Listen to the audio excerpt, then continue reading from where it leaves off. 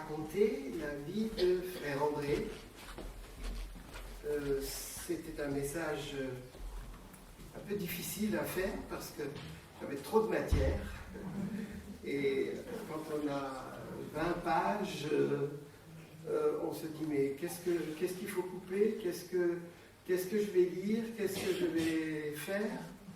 J'ai montré ça à ma femme hier soir et puis elle m'a dit c'est pas utilisable tel quel. Alors, je ne vais pas vous lire, je vais vous raconter. Et j'espère que ce sera plus vivant et que si j'oublie quelque chose, vous me pardonnerez. Mais j'aimerais vous emmener avec André dans sa vie de foi, dans sa vie d'aventurier pour Dieu. Il a écrit ce livre, le premier, le contrebandier, ou le contrebandier de Dieu.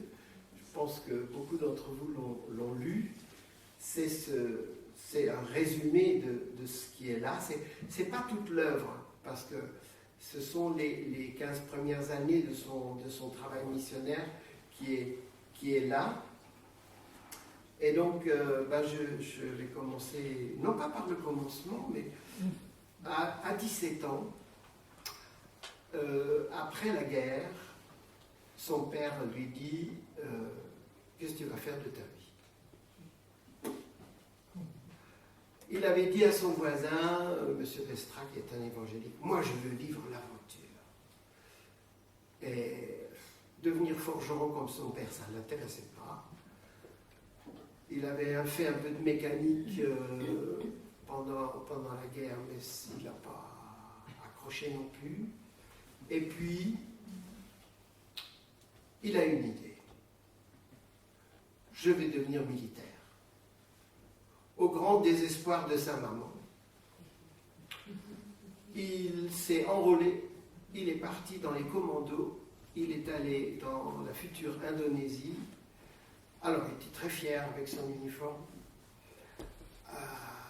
Il aimait se montrer tout d'un coup à l'église avant de partir dans son bel uniforme tout neuf.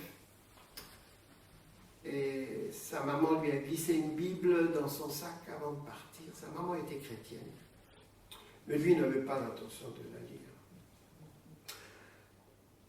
Le temps en Indonésie n'était pas du tout l'aventure qu'il espérait. La guerre l'a dégoûté.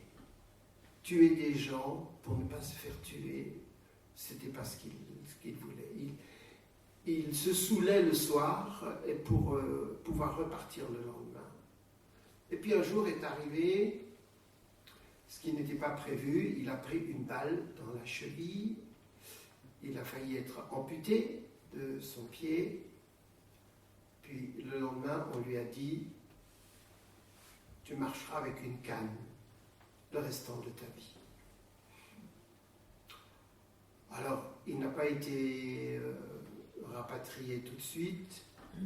Il s'est trouvé dans un hôpital militaire et il y avait des sœurs catholiques, franciscaines, qui les soignaient, ces militaires blessés. Et puis, il était surpris par la gentillesse de ses sœurs, leur bonne humeur. Elle rayonnait de quelque chose qu'il n'avait pas. Et un jour, il dit à l'une de ses sœurs, mais qu'est-ce que vous avez à être toujours heureuse et souriante et sympa? Et alors la sœur le regarde et lui dit, mais tu plaisantes? Toi, le bon protestant, tu sais ça? Et elle tapote la Bible et elle caresse la Bible qui était sur sa table de chevet parce que ses copains lui avaient ramené sa Bible. Et elle lui dit, mais la réponse est là-dedans, c'est l'amour du Christ. Et là, il se met à lire la Bible de sa maman qui était décédée et qu'il ne verrait plus. Et alors il lit depuis le début, il saute des passages qui le barbent. Bon, il ne comprend rien, il continue, il arrive au bout, il arrive au Nouveau Testament, il lit à peu près, enfin peut-être pas toute la Bible, mais une bonne partie de la Bible, et il ne comprend pas tout, mais ça le travaille. Il est finalement de retour en Hollande, et il va à l'église,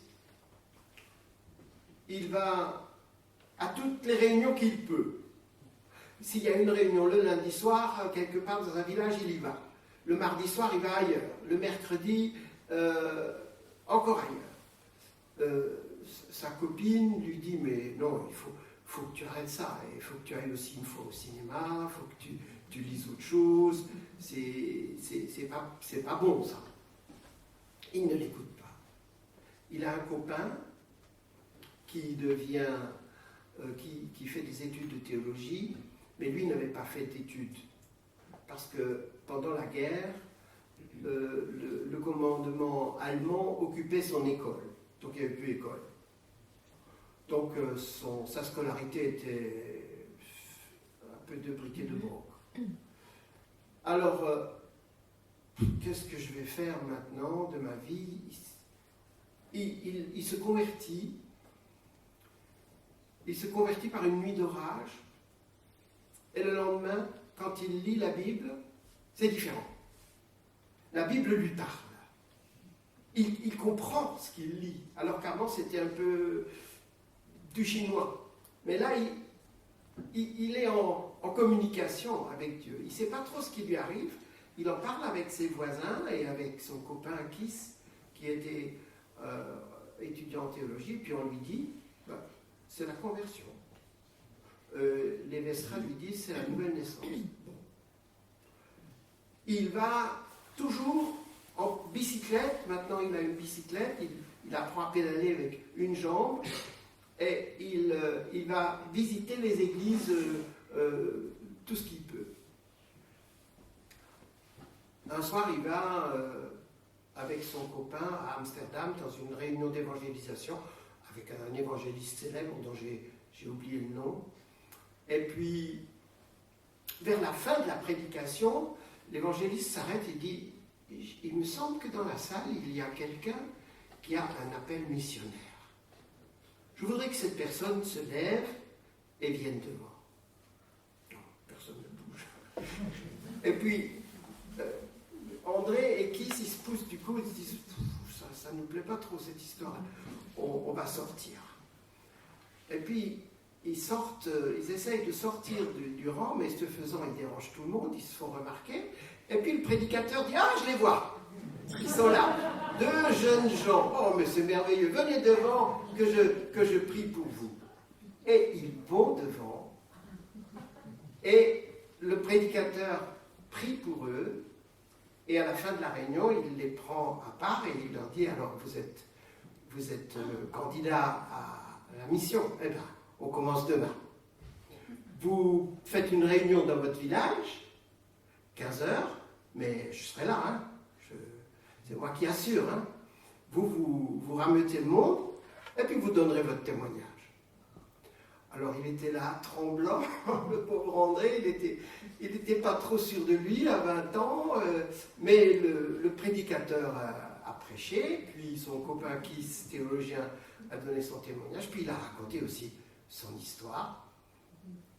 Et c'est comme ça que ça a commencé. Alors, devenir dans son église un missionnaire, ça aurait voulu dire devenir d'abord un pasteur, faire des études jusqu'au bac, et ensuite encore des études. Bon, ça aurait mis 12 ans. Alors il s'est dit, non, 20 ans plus 12, 32, c'est pas possible ça. Et il a cherché une autre voie.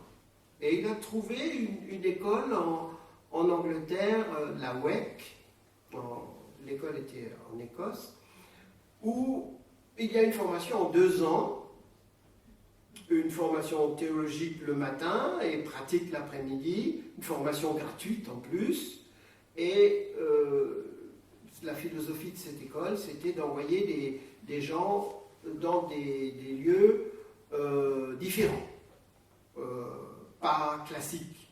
Voilà. Et quand il annonce ça à sa copine, elle n'est plus d'accord.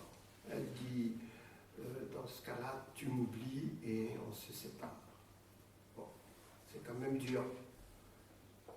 Puis ensuite, il avait commencé à apprendre l'anglais avec son institutrice. Et puis cette institutrice lui apprend qu'elle ne sait que l'anglais écrit.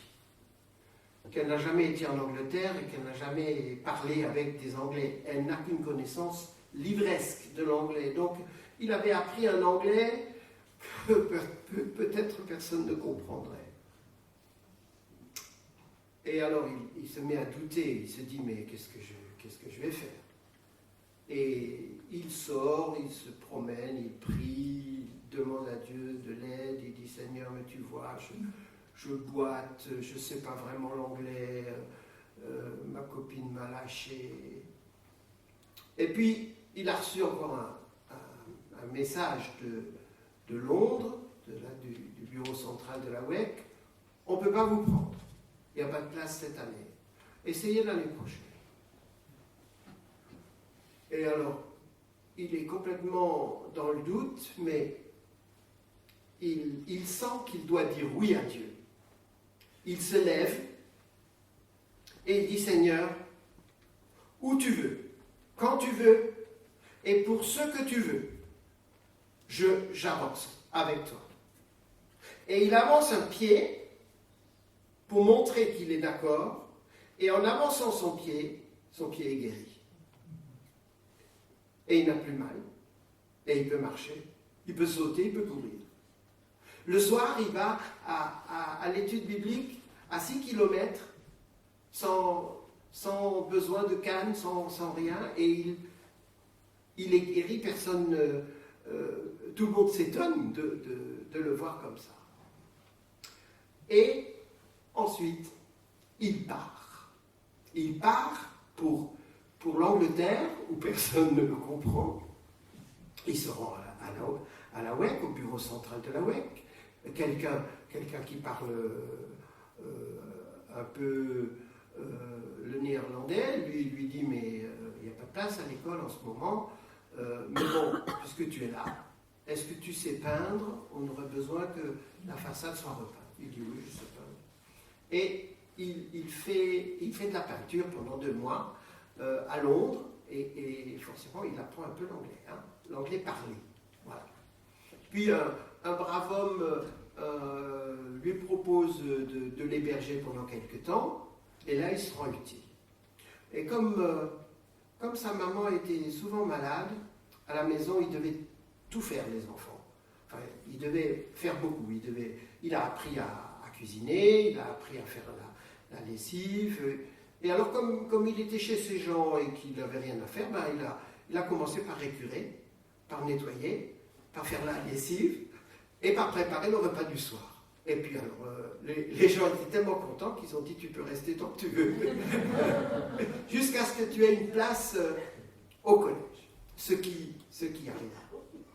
Donc il est parti à Glasgow, il a fait ses 2 années d'études, et là, au bout de ces 2 années, il est tombé sur une brochure émanant d'un groupe communiste de Varsovie qui disait, vous êtes invités à un festival de jeunesse.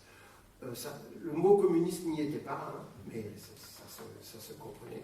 Un grand festival qui réunit les jeunes à Varsovie pour montrer la splendeur, la gloire du régime. Alors il écrit en se disant, ils ne me prendront certainement pas, parce qu'il précise, je suis chrétien, est-ce que je peux venir quand même? Et je me comporterai en chrétien. Et il reçoit une réponse, vous êtes le bienvenu, même en tant que chrétien. Bon, il y va, il emporte plein de documents en polonais pour les distribuer, des traités. Et au début, il suit un peu le festival, et puis après, il se sauve. Hein. Il se lève avant tout le monde, il sort du gymnase où il était censé dormir, et il visite des des églises, il visite des quartiers, il voit la misère. Il voit des quartiers encore détruits de la guerre. Il voit des gens illettrés qui refusent le traité, non pas parce que ça ne les intéresse pas, mais ils ne savent pas le lire. Et puis, il trouve des églises catholiques, des églises protestantes. Il entre dans ces églises, il essaye, il ne sait pas le polonais, mais il essaye de se présenter dans un allemand approximatif et parfois il trouve quelqu'un qui le traduit.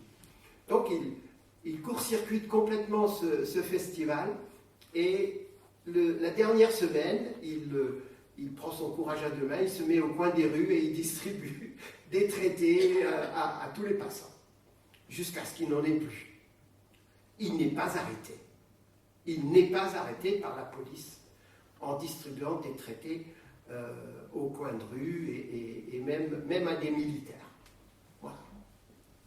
Il rentre au pays, il raconte évidemment toutes ses aventures dans des églises, dans des écoles, on l'invite dans des clubs, et puis on lui dit, écoute, tu devrais repartir, il y a un autre truc comme ça en Tchécoslovaquie, tu t'inscris, tu y vas, c'est tout frais payé.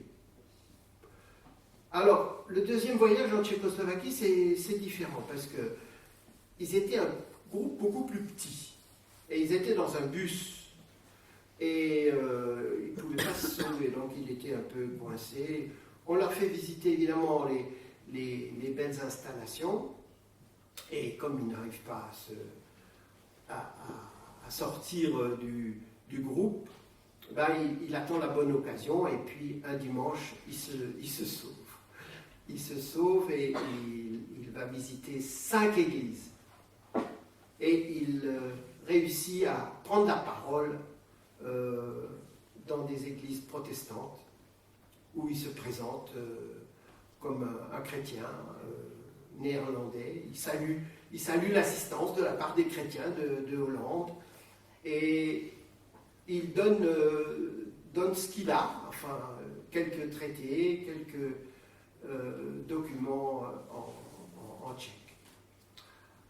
Quand il revient, un journal prend contact avec lui et lui dit vous devriez raconter ça, parce que c'est pas banal votre affaire. Bon, il n'a pas trop envie d'écrire, c'est pas son truc écrire, mais une petite voix lui dit fais-le quand même. Et puis il se décide, il le fait, il envoie cet article à ce journal, et il n'y pense plus. Et puis tout d'un coup, un jour, le journal l'appelle et lui dit on a reçu des dons. Des petits dons, mais d'un peu partout en Hollande. Qu'est-ce qu'on doit faire avec cet argent? C'est pour vous. Et donc, la mission commence comme ça, avec des dons de gens qui ont envie d'aider des chrétiens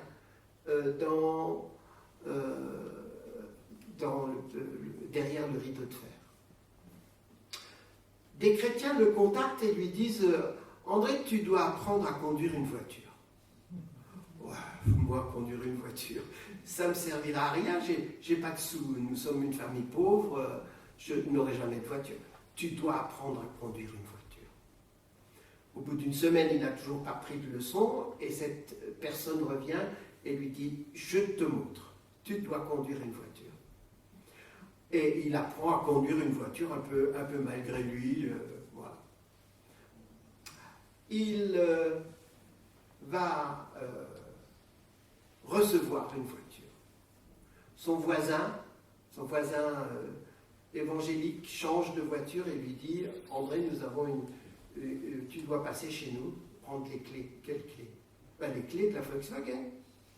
Nous avons une voiture pour toi. Tu as besoin d'une voiture. Il reçoit une Volkswagen presque neuve, une coccinelle, hein, que vous avez vue.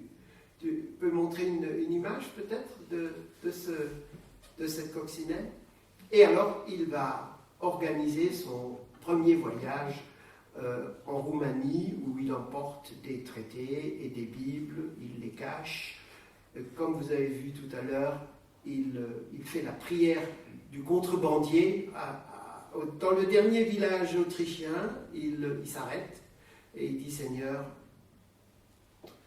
tu as ouvert les yeux des aveugles quand tu étais sur la terre, maintenant je te demande le contraire. Tu fermes les yeux des douaniers sur ceux qui ne doivent pas voir.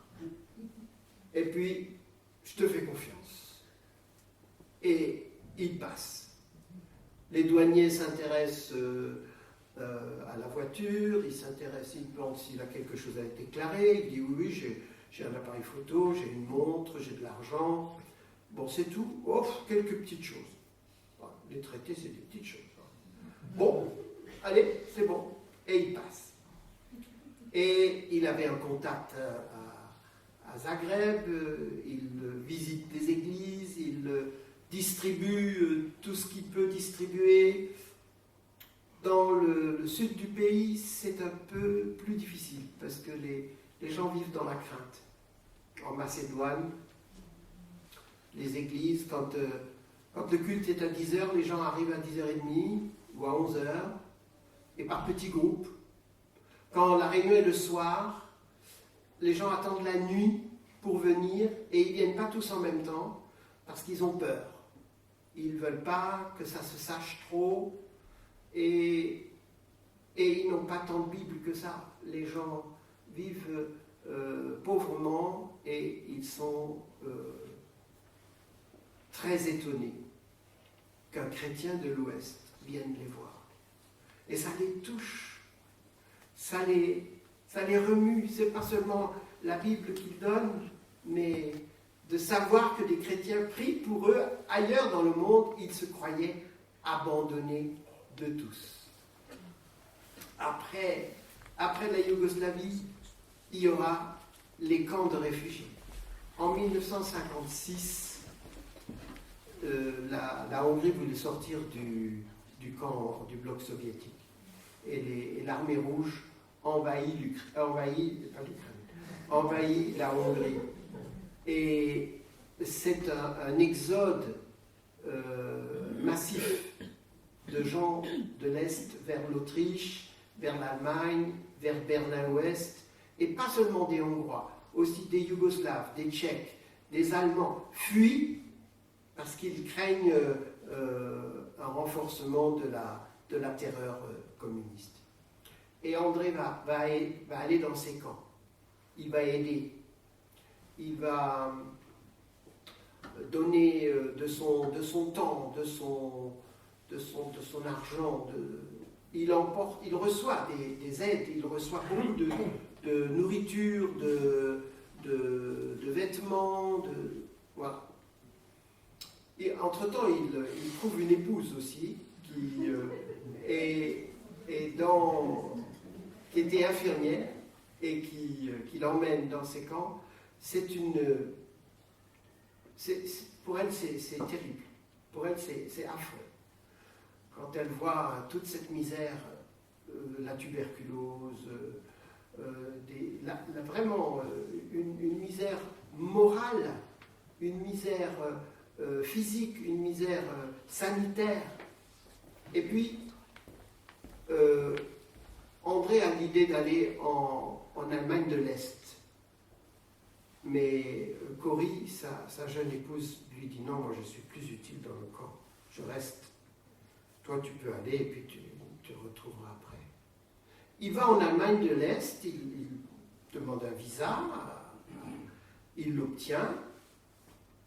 Et alors en Allemagne de l'Est, c'est curieux, il n'y a pas de persécution visible de l'Église. Les églises sont ouvertes, les gens y vont, ils ont des Bibles. Mais le système était pervers, vous allez voir. L'État, le gouvernement, organise à 14 ans, à l'âge où les jeunes protestants font la confirmation, ils organisent une fête parallèle, la Jugendweihe, qui est une sorte de consécration de la jeunesse au mouvement communiste, avec cérémonie, avec repas, avec cadeaux, mais comme les gens étaient pauvres, eh bien, ils acceptent.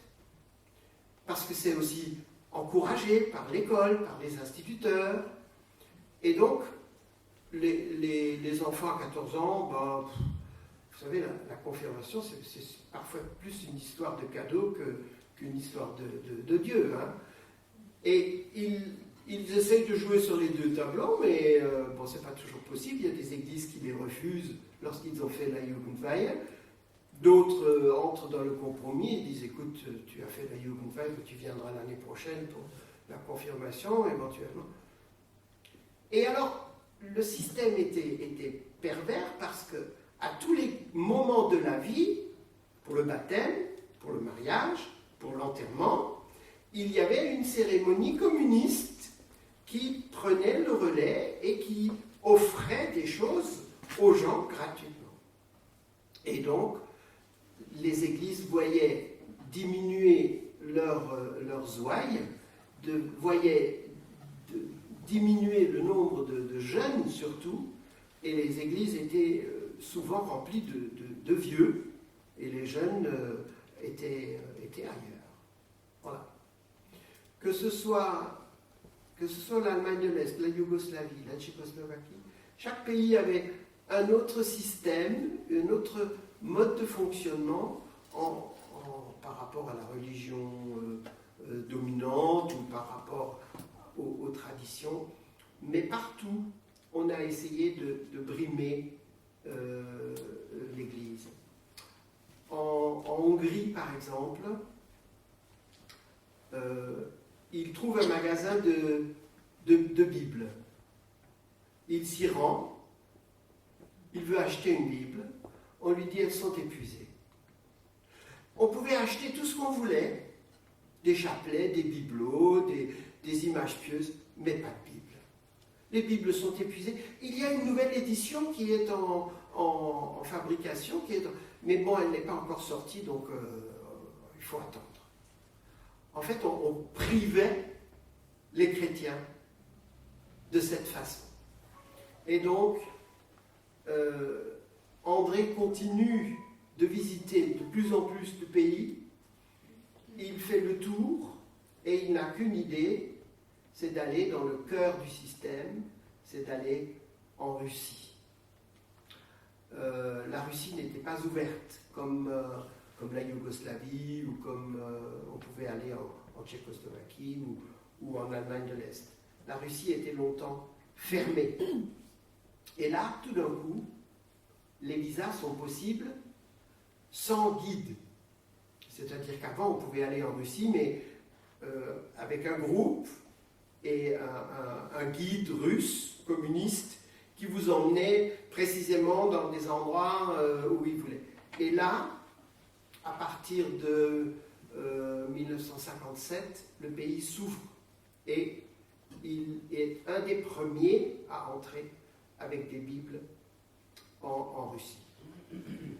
Il avait trouvé un collaborateur qui était un solide gaillard de 80 kilos qui savait prêcher dans les camps à 500 personnes à la fois, même sous la pluie. Il a dit ça, c'est un bon gars pour nous. Seulement, il n'avait pas le permis de conduire. Il a dit, bon, il apprendra.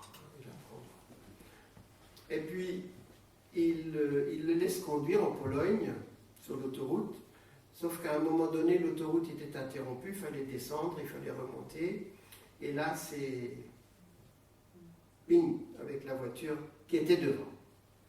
Police, police! Police, a dit l'autre. Avec un chauffeur qui n'a pas de permis, puis avec une cargaison de Bible, ils étaient bien.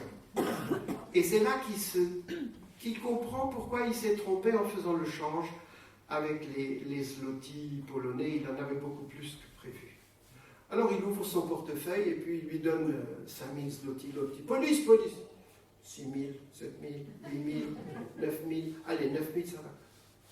Encore un. Et il lui donne 10 000 zlotys et l'autre dit, pas de police. C'est bon. Et donc ils peuvent continuer leur périple et ils vont à Moscou. Ils ont plus de 100 Bibles cachées, pas dans la Volkswagen, dans une Opel.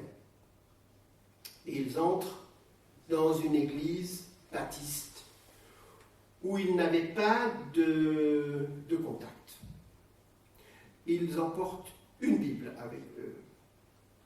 Et puis quand le culte est terminé, Rolf et lui, ils cherchent la personne à qui il faut donner cette Bible. Et ils voient tous les deux, en même temps, la même personne, une personne qui cherche aussi. Et cette personne, c'était un Allemand de Sibérie, qui avait fait 3200 kilomètres, parce que Dieu lui avait dit dans une vision, tu vas aller à Moscou, dans l'église baptiste, tel jour, où tu trouveras une Bible. Il était le responsable d'une petite communauté de 50 personnes qui n'avaient pas de Bible. Et André lui dit, tenez, nous avons fait 3200 kilomètres dans l'autre sens pour vous donner aujourd'hui cette Bible. Le lendemain, ils reviennent dans cette église avec 4 Bibles. Et ils attendent un moment parce qu'il n'y avait personne. Puis le pasteur se présente et le pasteur prend ces 4 Bibles, il est très reconnaissant. Et là, André lui dit, on en a d'autres. Ah bon? Combien vous en avez? Plus d'une centaine. Le pasteur est effrayé. Effrayé! Il craint les autorités. Mais il donne à André une adresse et un autre nom, un contact. Et ils vont faire cet échange de voiture à voiture, pas loin de la place Rouge, dans une petite ruelle, sous le nez à la barbe des autorités soviétiques. Une autre fois, aussi en Russie, ils ont aussi un chargement de Bible énorme. Et là, ils ne savent pas où aller. Et surtout, leur Bible n'était pas dans la bonne contenance qu'il fallait pour le transbordement. Et là, il y a eu tout d'un coup une pluie, un orage et une pluie formidable. Et ainsi, ils ont pu réorganiser leur chargement. Et ensuite, ils se sont rendus sur une place d'un supermarché, d'un centre commercial, où il y a beaucoup de gens qui chargent et qui déchargent. Et donc là, ils ont pu décharger et transborder les Bibles assez facilement. En 5 minutes, tout était fait. Frère André, un homme de foi, un homme qui avait une vision pour Dieu, un homme qui cherchait l'aventure et qui l'a trouvé, qui a été servi dans sa vie d'aventure. Il avait une vie comme personne.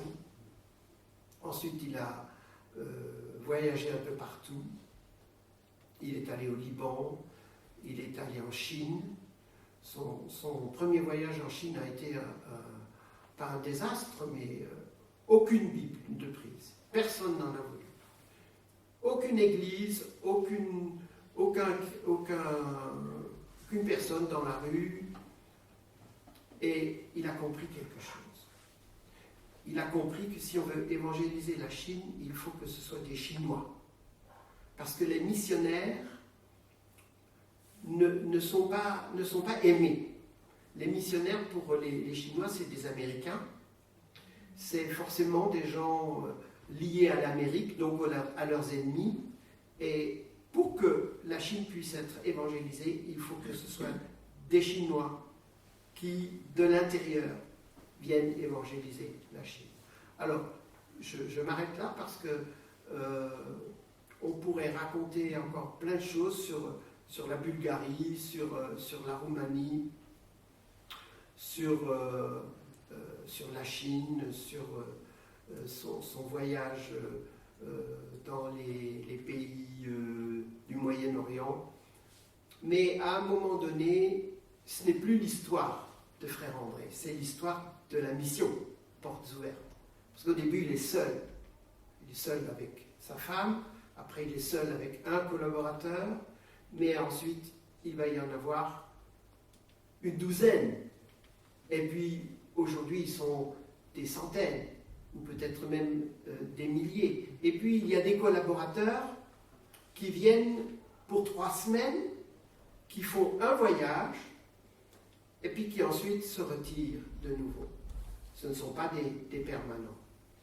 Et cette mission qui a été voulue créer un peu dans l'indifférence, qui est toute petite, est devenue aujourd'hui, comme vous avez vu, une mission formidable pour le soutien des chrétiens persécutés dans le monde.